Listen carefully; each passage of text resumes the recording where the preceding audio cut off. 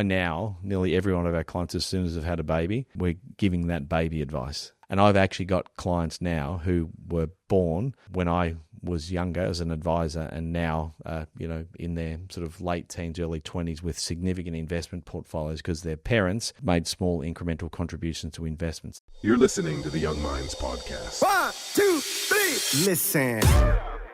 Welcome to the Young Minds Podcast, hosted by Burke Britton Financial Partners. This podcast helps young adults build confidence and clarity when it comes to money, empowered by youth, inspired by experience. We know that navigating the world of finance in your late teens to 20s can feel overwhelming, whether it's understanding your first payslip, learning how to invest, managing student debt, or just trying to save without missing out on life, because believe it or not, it is actually possible. That's why this podcast is here, to make finance more accessible, more understandable, and way more relevant to your life right now. Each episode will break down key financial concepts, give you practical tips you can actually use, and have real conversations about money, from budgeting and credit scores to purchasing your first home. We will cover it all. As university students coming to the end of our degrees, we created this podcast not because we have all the answers, but because we're asking the same questions you are. Each episode will be accompanied by a qualified financial advisor from the Burke Britton Financial Practice to provide insight and guidance in the topics to come. No confusing words, no lectures, just honest insight to help you make smarter money moves now and in the future. So whether you're studying, working, or figuring things out, you're in the right place. Accompanying us today again is Jay. Welcome back, Jay. Thank you, Daniel. Thank you, Bridie. Alrighty, so to give us a little bit of context before we dig into today's podcast, this topic, which is all about what is the value of advice for young people, was one that sort of came up during one of our weekly meetings that we do as a team here at Burke Britton.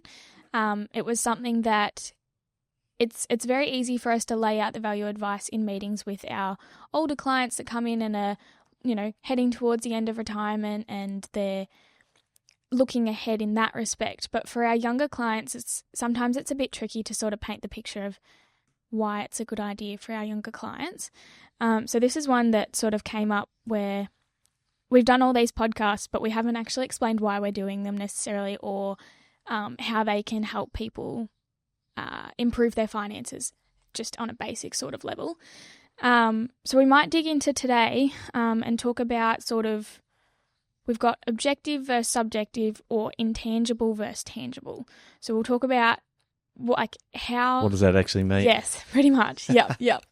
Well, I think, and both of you have started to sit in on appointments with the advisors, and, you've got some context of what happens actually inside the, sort of in the inner sanctum of appointments with clients. But who we're talking to are the people that, as you said in the introduction, people that maybe don't have much context on what financial planning is all about, and what the value of actually coming and seeing someone is, and potentially even paying someone, a professional, to provide them guidance and advice.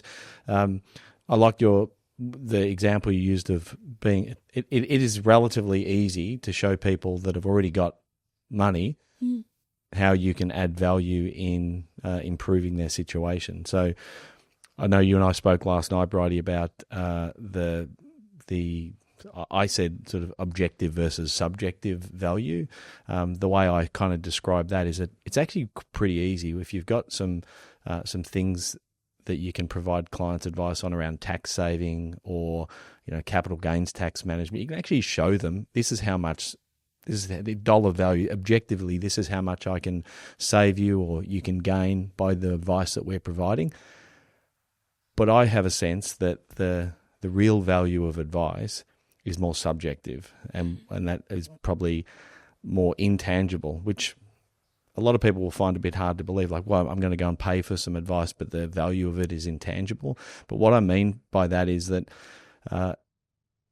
every individual person is going to place different value on the value that they seek in actually speaking to someone. So seeking some counsel or some guidance. People have very varying different experience levels. So the challenge for our younger brigade, so the people, in their sort of late teens, early 20s, that maybe don't have a lot, what is the value in them actually seeking out advice in the first place? And one of the things we mentioned just before we got on air was that there's a sense of a lot of the value of advice is deferred. A lot of the value that we actually see in advice is something that's a little way into the future. So if we're saving for a deposit on our home, that payoff or the value doesn't exist today, it's probably more painful than it is valuable to actually go and start a savings plan or even think about investing. The value or the payoff is somewhere in the future. And so this is the challenging part. I know we'll get to some of the areas of advice that we actually do support, but this difference between the sort of tangible and intangible, the objective and subjective value of advice is one that we've just got to talk more. And I know we talked about this, that it's important that we have these conversations, because otherwise you're going to leave people in their late teens, early 20s to their own devices, stuffing around on ChatGPT, trying to work out where should they invest, how much should they save, should they have insurance, how do they manage their budget and cash flow, as opposed to come and speak to a real person that can be a coach and a counsel and a mentor for them. When we were talking about the deferred reward of advice, another thing we talked about before we started recording was lay-by. Can we give it the comparison? Oh, you like that one? I did like that one. That was a good sort of paint the picture sort of thing. Yeah, and this came, I've said this on the podcast previously, and this is not a slight on any younger generation. It's just a fact. The fact is that when we're at Christmas time now, and when my mum was buying presents for the three boys, myself and my two brothers, she lay-byed things. And lay-by was, for those that don't know, lay-by was where you actually paid something off over time. So let's say it was Target. You wanted to buy the kids a bike. You went into Target and said, I want to buy that bike, but I don't have the money. I want to pay it off, so I want to put it on lay-by. And every week, Mum would walk in and she'd pay, $2, $5, $10 off that bike. And at the end, you got the reward of getting the bike. Well, I'll ask you, Daniel, how do people, did you know what lay-by is? Sort of. Like, I've heard about it growing up, but I never really knew about it, if that makes sense. Yeah. So What's the most common form of buying something with some form of credit? How do people do it? People just use Afterpay or something like that, but then they're paying the interest on it later on if they miss a payment. They might do it in installments, whether it's every month or so. But I haven't used it myself. Yeah, good. Just hearing about it. But this idea of lay-by versus afterpay is the idea of deferred reward in reality. So lay-by is deferred reward. You have the discipline to pay it off. You get the reward at the end. And today we want to pay off immediately. We want to get the bike now, and I'll worry about how I pay it off later. And I think this is a challenge for the younger generation. And again, it's not a slight on the younger generation. It's just the fact that this is what you're having to deal with, is that we want immediacy. We want value now. And sometimes in life, like a lot of the value that you get is deferred, and a lot of the value in sort of education, fitness, and finance, they all happen incrementally over time. And the thing that as financial advisors we need to do a better job of explaining is the value of actually coming and seeking that counsel early, like coming and seeing a financial advisor early to get some tips. Like I know we've got our, and this might be a reasonable segue, I don't know whether I'm sort of cutting in on the agenda, but we've got a jigsaw puzzle that we, as an analogy that we provide to our clients, young and old, and we might get Job to do a little bit of an overlay of the jigsaw puzzle on any videos that we post.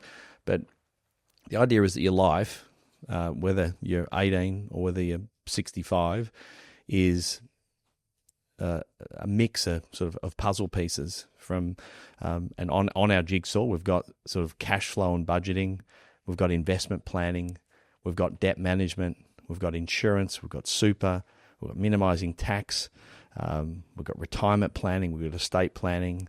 There's a few other things in there that are probably more relevant to business owners, like small business advice, Centrelink for people who maybe be eligible. But every single person that comes into our business, there's some element of that jigsaw puzzle that they need some support with. And for the younger brigade, and then nearly for everyone, I think the starting point for nearly all of them is getting them comfortable with money management. And money management starts simply with you're going to start earning an income, you're going to start to have your own expenses, you've got to be really comfortable with cash flow management.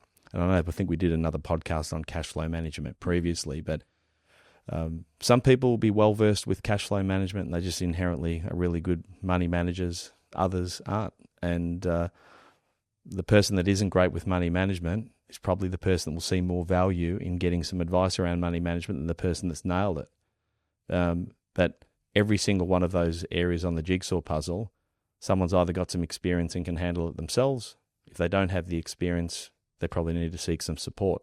And so this is probably that example of it, like it's an intangible, and it's going to be like Bridie to Daniel is going to be different when it comes to whether or not Bridie values advice around investing or Daniel does. Daniel might be totally a wizard with investing because his family were they're investment bankers and he knew what to do and he doesn't need advice. Whereas Bridie maybe wants some support with investment planning. So I think that concept of thinking about your own financial circumstances is a bit of a jigsaw puzzle. Some of the pieces you'll handle pretty well yourself. Others you'll need to seek some support on.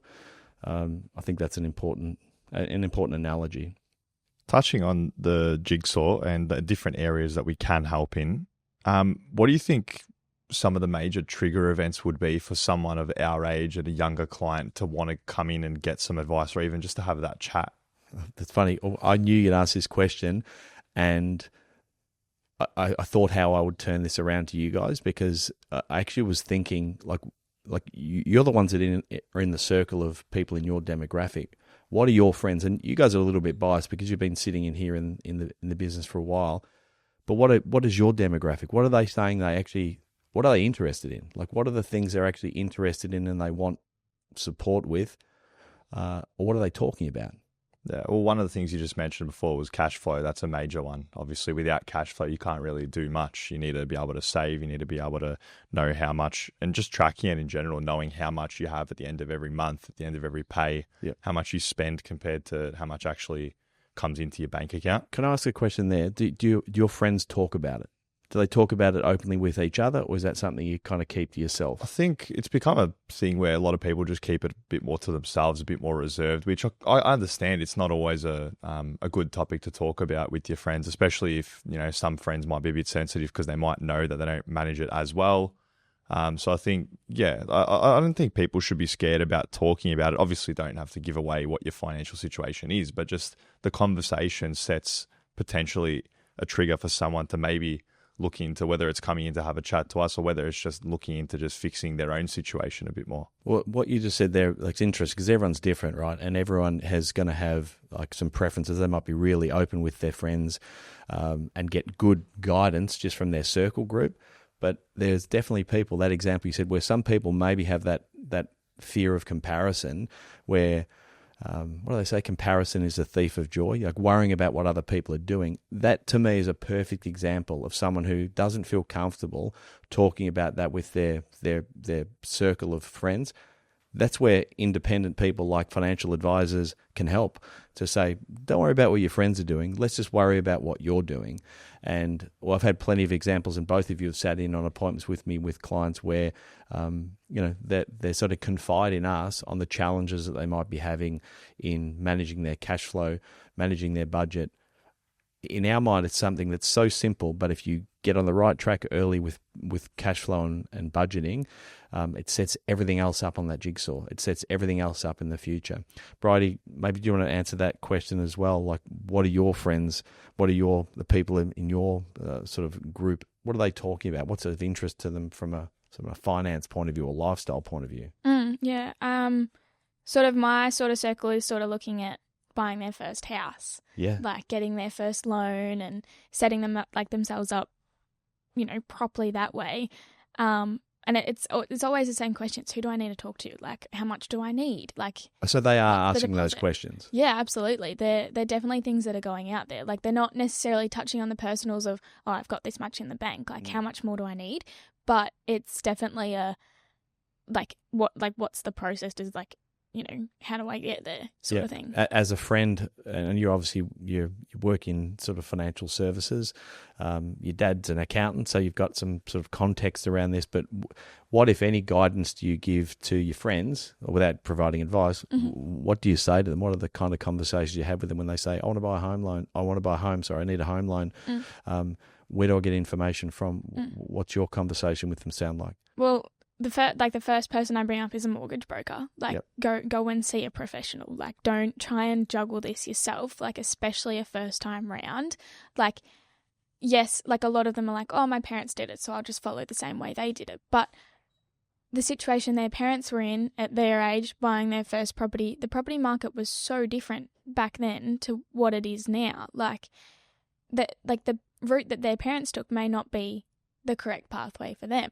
So to go and see either a mortgage broker, come see a financial advisor. Like, a mortgage broker will look at, your income and your expenses, whether you can afford a loan. But a financial advisor looks at the whole picture, like whether it is a smart money move for you now. So they are definitely things that I mention to people when they bring it up around me. Yeah. But It's I know how everything sort of ties in. Ben and I did a podcast, I think it's just come out. It was about the 5% deposit for first home buyers, and we talked a little bit about this topic and just the importance of seeking some directions based upon your own specific circumstances. And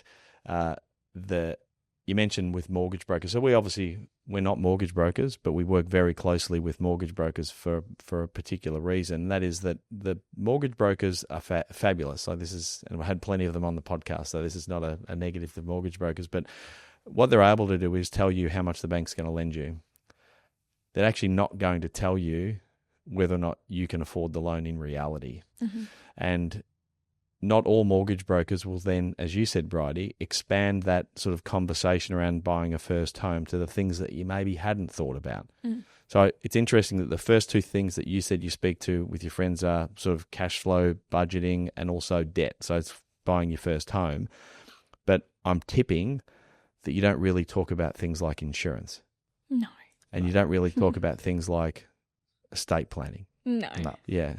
No. If I asked you, having now been involved in this business for a while, why is it important? Why is it important? If we had someone come in, first home buyer comes in, they want to buy their first home, we help them with their cash flow management and their budgeting, and we get them talking with some of our mortgage brokers on what they can afford. Why is it important that we expand that conversation to things like insurance and estate planning? And I'll ask you both this question, and in your own words, like Daniel, you've sat in on a few appointments with me. What's the relevance of insurance when we think about someone buying their first home? Yeah, well, obviously there'll be a debt that comes in getting a home loan. So you've got a debt to pay, and now insurance just provides a safety net for you. So if you can't work, if you've been rendered that you can't work for a year or so, your boss isn't going to continue to pay you if you haven't got any leave or you've run out of sick leave or anything like that. So getting, as an example, just income protection to just protect you in that period of time. Because the bank doesn't care whether you're working, whether you're getting an income or not. You've got repayments to make. You got to pay them. There's no if, buts, or maybe. So insurance will provide that safety net for that situation. And in this case, say you've moved in with your partner or you moved in with a friend and you're both splitting the home loan, and unfortunately you pass away in this case, the loan's still going to be with that one person, but at least insurance can cover most of that loan anyway, just covering it for that person, because it'll be tougher for them to cover both parts of that loan. So providing that safety net. Yep, that's an awesome example, because that is the example I was thinking about just before we jumped on air of what's the value of advice? Well, some of it you don't actually realize the value of advice until you need it. Until, oh shit, I am unable to work and I've still got a mortgage to pay, and God forbid, you die or become disabled. How's my family going to deal with the debt that I leave? And maybe I've got kids. Maybe by that time, how do I make sure that I leave a legacy for them? Bridie, how would you think about that kind of same question?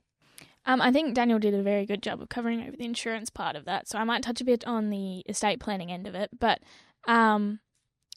let's go with the example where you have bought a property with your partner or even your individual, and you pass away, your life insurance goes on. But in terms of estate planning, what other assets have you got? What else needs to be allocated around? If you don't have a will, or in an extreme case, if you don't pass away, but you're like permanently disabled or impaired, who's your executor, who's making all the financial decisions, who's making the medical decisions. If you don't have any of that set up, it becomes a very messy problem for the people around you. Like, it's not something that in that situation you would be able to fix yourself. It becomes someone else's problem. So by having that estate planning put in place and having those discussions before anything happens with the people around you, it's a way to sort of ease your mind in the respect that you're not in it on your own. Like, there's other people around supporting you. But I think back to the estate planning point, I couldn't think of anything that an 18 to 20-year-old, 25-year-old wants to talk about less than death. Yeah. Right? I could, like, it's actually, it's very, very hard to draw that parallel between why there's value in getting your estate planning order. But if you think about what you're doing when you're buying your first home, you're probably, like, you might be doing it on your own. You might be doing it with a partner. What comes subsequent to, if for most people, once you've got a partner, you maybe start a family, and your jigsaw puzzle, the jigsaw puzzle of your life, increasingly gets a little bit more complicated. Cash flow gets a little bit more complicated. Your debt might grow. You might buy an investment property. Might be the next iteration. You've got kids, and the earlier on in your life you can get the basics right, your budgeting, your insurance levels, your basics of your sort of estate planning, the better off you be as your life becomes a little bit more complex. And again, it's quite challenging for someone who comes in and sees as a 20-year-old to sort of paint that story. And hopefully these conversations sort of paint that picture for people about the value of starting early. Maybe talking about starting early, there's another thing I kind of wanted to talk about, that we've talked about cash flow and budgeting. We've talked about debt management when it comes to sort of, for most people in your circle, it's buying a first home. Maybe it's HECS. Like, HECS is probably another consideration in terms of like paying off. Should I pay my HECS debt off? Should I pay it off immediately? Should I defer it? Mm-hmm. I'm going to guess here what the other thing that you guys talk about without asking you. Does investing get spoken about at all? Bits and pieces. Yeah. In what context? Not heaps. Sometimes, like, in the respect of, the market's gone AWOL at the moment. Like, if there's big changes, that's when it's talked about in my sort of circles. But talked about in the sense that they're investing, or talked about, actually, I would really like to do something. It looks like I should buy shares, or I should buy crypto, or I should buy a property. I'll be honest, not a lot of the people around me are investing currently. There's probably one hand's worth of people that I know that are invested in shares that are my age. Can I ask, why do you think that is? I think it's because that it's not talked about much. There's not a lot of just basic knowledge that's educated to people from a young point. Like, it's talked about, but it's not a how do you do it, when should you do it. Like, it's a very sort of, like, it's described as a hard sort of, like, how am I trying to explain this? I think one of the things is people just think you need a lot of money to invest. I think that's been a major thing. And on top of that, everyone's investing in crypto these days, and like, shares don't get looked at as much as crypto for, I'd say, younger clients, just from previous. Do you think everyone's investing in crypto? Or do you think everyone's talking about? I think everyone's talking about crypto. So people probably are investing in shares. It's just not spoken about as much as crypto. Mm. Yeah, I'm interested as to why maybe the conversation, particularly in your circle, Bridie, what other than, like, why aren't people talking about investing? And you mentioned a few of them. It's kind of just not talked about. It's not. We're not talking about the value of investing. Well, that's probably the purpose of this conversation. Is this? We've done a bad job as sort of financial services of explaining to people the value. I know when I first started investing, it came from my parents, and my parents, the education was passed down from them to say, invest early, invest often, and it can be small amounts regularly over a long period of time. So at school, they taught me the benefit of compounding, and I think that that message, like the benefit of putting, 100, I think we did a podcast where I did some numbers on sort of compounding growth figures. It's friggin' amazing. Like compounding investing is an amazing, it's a wonder of the world. The fact that you can put, a small amount of money into something, be it crypto, shares, doesn't matter, but put small amounts in regularly over a prolonged period of time and see that money grow of its own accord. See it actually get growth on growth on growth. And it's those types of things that in the immediate, they're a bit painful. Like doesn't feel valuable to actually take some of your hard-earned cash that you could be going out with your friends and spending and put it into an investment that maybe you don't know a lot about, and in a lot of instances hope that it's actually going to grow into something. So I think the value for a lot of our clients, and it's a lot of our kids of our clients, is that we teach them that concept of compounding. We show them the value and the differences between investments. We explain the difference between shares and property and alternative assets like crypto, cash, bonds. Most people have zero understanding, and rightly so. They don't teach it at school. So the onus is on us. Well, the onus is on parents to teach their kids. If the parents don't have the experience and the understanding, I think the onus is on them to say we can add value to our kids' lives by actually pushing them or encouraging them to actually go and seek advice from the likes of the planners here and the support team that we have at Burke Britain. And I think that again is legitimately the value of advice is in education and counsel around how you set yourself up for future success. Mm-hmm. The sort of like branching off from that is yes, it like we were talking about it being on the parents to sort of guide them down the path of, if they don't have the knowledge, where can you get it from, sort of thing. At what point, like what sort of key events are there in life where people can be like, oh, okay, this has happened, now's probably a good time for me to go and get advice? Like, yes, we talk about there's no necessarily right time to go get advice, the earlier the better. But for people watching this, what is sort of something that might happen tomorrow, go get advice. Yep. Well, I'm going to start like real early and say that nearly every one of our clients, as soon as they've had a baby, we're giving that baby advice. This sounds weird, right? But we are investing in trust for that child. Mm-hmm. So, and I've actually got clients now who were born when I was younger as an advisor, and now, in their sort of late teens, early 20s with significant investment portfolios because their parents made small incremental contributions to investment. So on that example, you have a child. How am I going to, and think about the parent now, how do I actually set that child up for success? So if you're in your mid-20s and you're having your first child, one of the conversations, and I can think of multiple clients this year that I've seen where they've had a milestone in that they've had their first child, and part of our planning straight away is to say let's make sure we carve out from cash flow some money to invest, an installment program of investing. Now, what's that money going to be for? It could be for education funding. It could be for tertiary funding. It could be for first home for your child. Might be for them to start a business. We don't know what it's necessarily going to be for, but what we do know is that they're going to need it.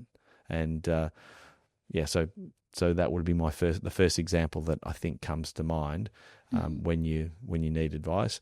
A couple of them you already talked about, so that like as soon as it's probably actually too late. I shouldn't say it's too late, but as soon as you start thinking about buying your first home, you should be getting advice. Mm-hmm.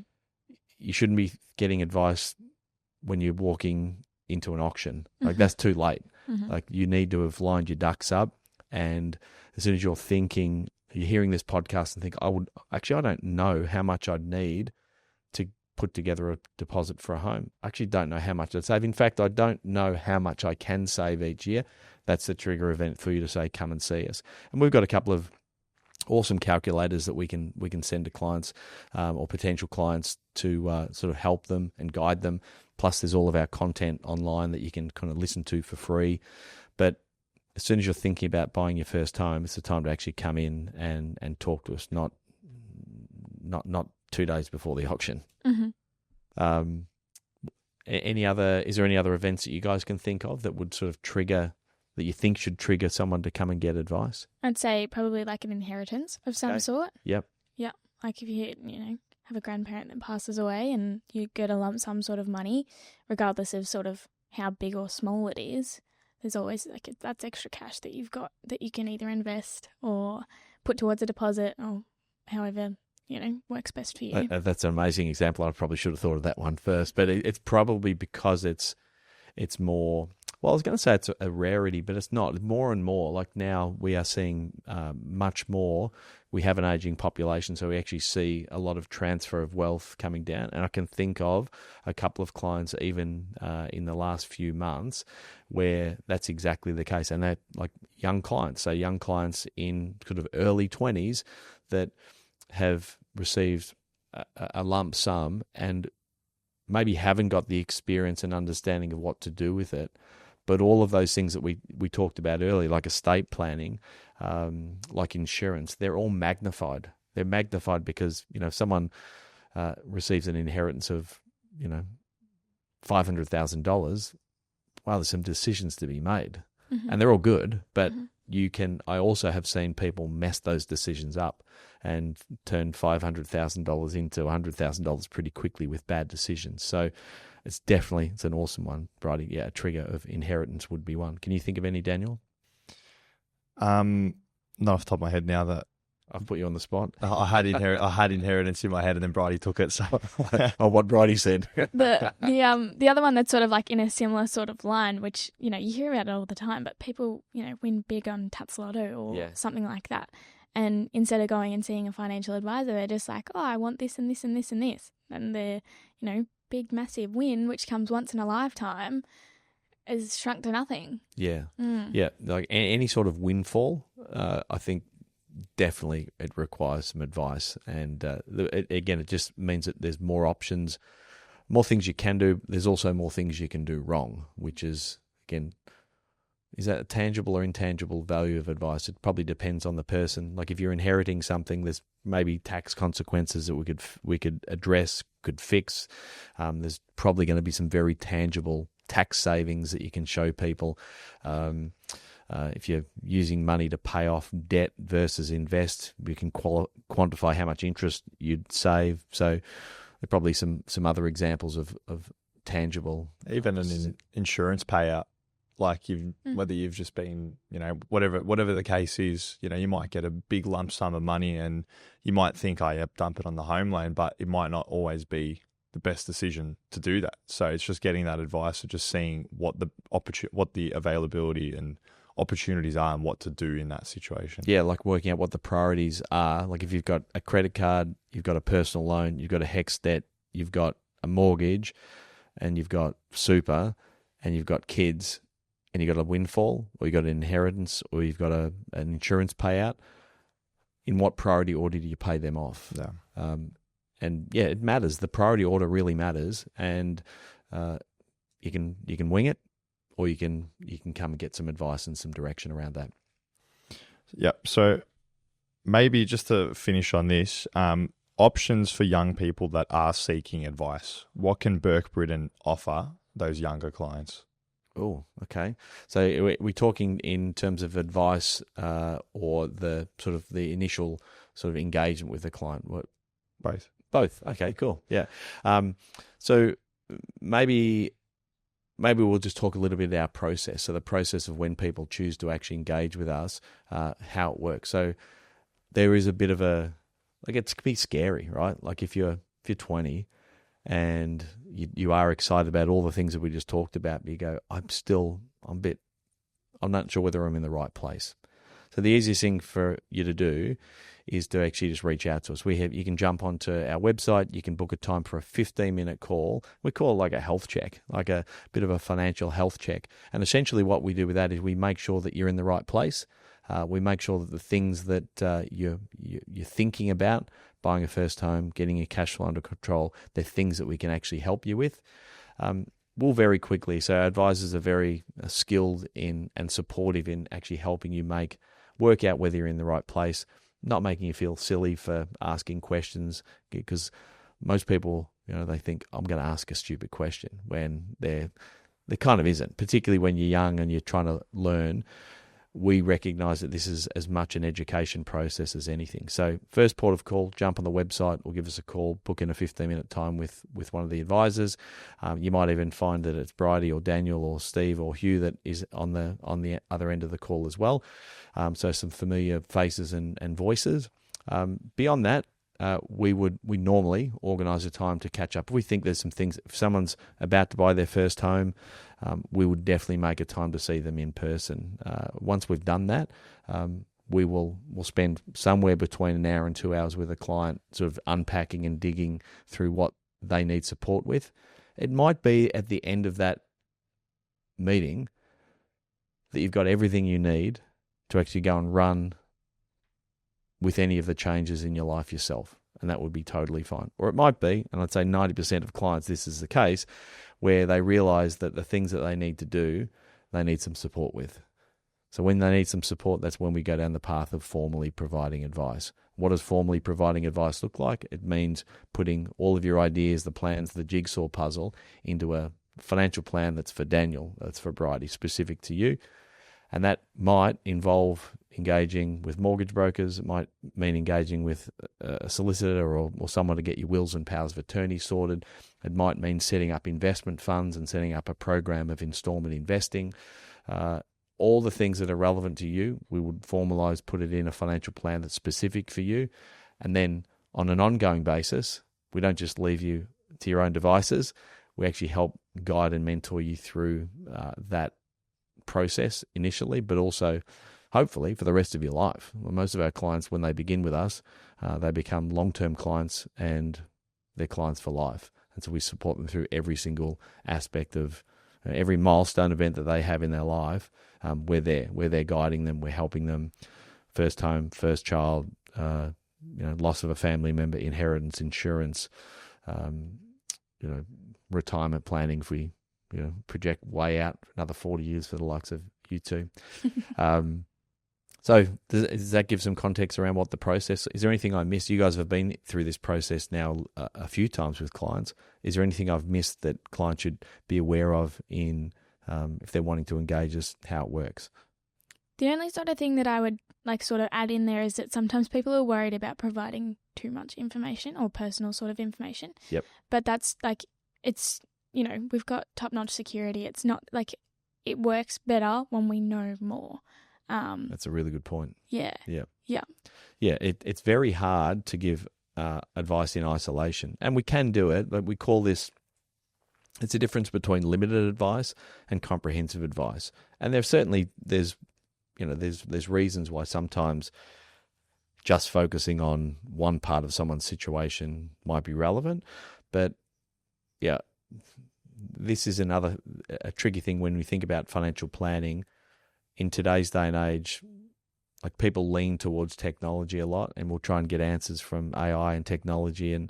But I think where real value exists is when you've got a trusted person across the table from you. So it's someone that you've met, that you've trust, that knows you intimately. There's value in that.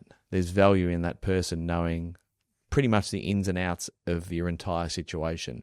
But that comes over time. Mm-hmm. So we don't expect that clients from day one, I think it's progressive, right? People will give us, maybe they'll just tell us what their goals are, to buy a home. Mm-hmm. We will gradually, over time, so over a couple of meetings and maybe over a 12-month period, unpack that client's goals and objectives, build a relationship with them so they feel really comfortable with us. And then, you've seen sort of our clients now that will call us for all manner of things. They'll call us when they've had a child. They'll call us when there's a milestone coming up. They let us know in advance because they know that we can add value when they have a change in their circumstances. Their income goes up. They want to buy an investment property. We're actually the first people they call. And so I know if people have listened to the other podcasts a bunch, they'll hear us talking about the fact that we're really the project manager of clients' financial situation. We're their coach, their counsel, their mentor. we are the first port of call for all things financial for our clients.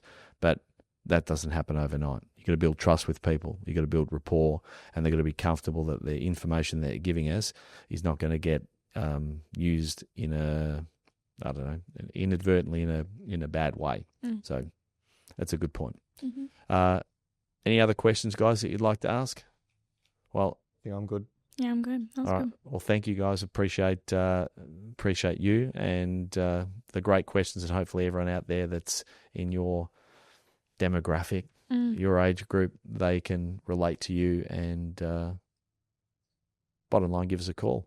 Mm-hmm. All right. Thanks, Jay. Thanks, guys. Cheers. Thanks. We hope you enjoyed today's episode. If you're keen to understand more about how financial advice could benefit you, follow us on Instagram, Facebook, YouTube, and Twitter at Burke Britton FP, or Google Burke Britton Financial Partners to check out our client reviews, testimonials, and make a time to meet one of our certified financial planners by clicking Book Now on our website. Thanks for listening.